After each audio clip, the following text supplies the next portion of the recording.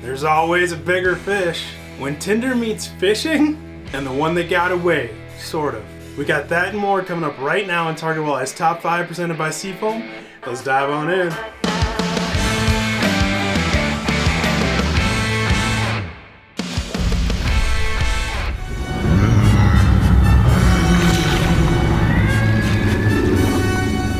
There's always a bigger fish.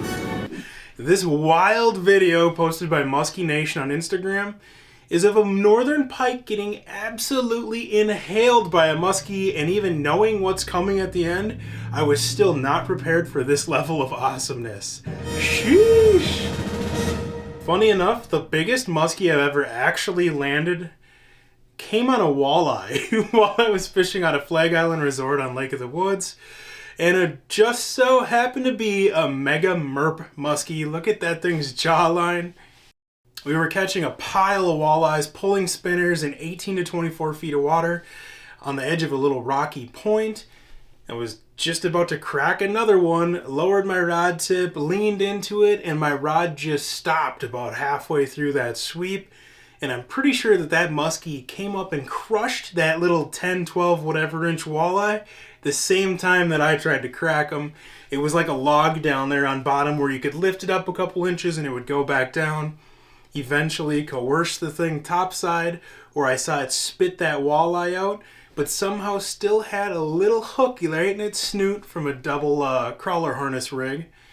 Somehow got it in the boat for a couple of quick pictures before letting it go, and it's a fish that I will never forget, although the walleyes were snapping pretty good that day too.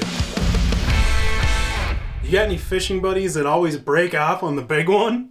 Well, let them know that Dave Westfall finally caught it. He should put that thing up on the wall like it's a mount. If you look closely, it's actually really funny how many of the exact same baits are tangled up in that mess. And you know it was somebody making a cast, breaking off, retying, casting back out again, same exact line, same exact spot. And what do you know, the big one gets away again, but not anymore thanks to Dave.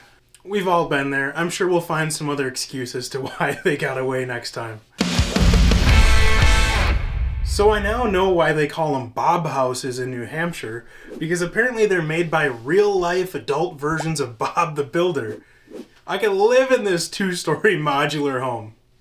And if that's called a Bob house, then this must be called a Jack house. Hopefully he's got room for a cot in there or a DD on speed dial. Safety first, kids. So I came across the weirdest study ever from a write-up in Women's Health magazine.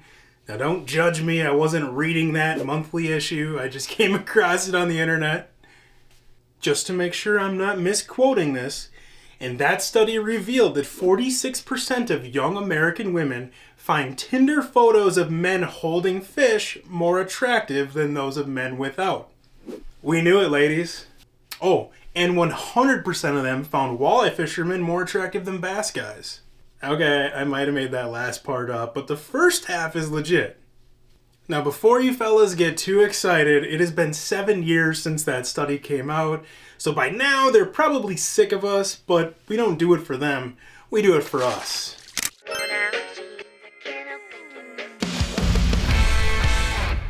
Check out the wall eyes on this thing. It looks like a whole dang galaxy in there. Nick Winooski caught this walleye in Saskatchewan. It appeared to be blind in both eyes. Some sort of, man, I almost said catalytic converter. Some sort of cataracts or something along those lines. Yeah, maybe catalytic converters are taking over their eyes. But despite whatever sort of shenanigans it had going on with those eyeballs, it was still able to track down his PK spoon and eat it. Which is pretty cool, but also I'm pretty sure I'd be able to track down a cheeseburger if I sniffed it out, eyes or not, in front of me. Yo. Alright, that wraps up this week's Top 5, and a big shout out to Seafoam for keeping us running smooth and making this video series possible. If you want more walleye and ice fishing related content like this, sign up for our free Target Walleye emails at targetwalleye.com, and I'll see you back in 7.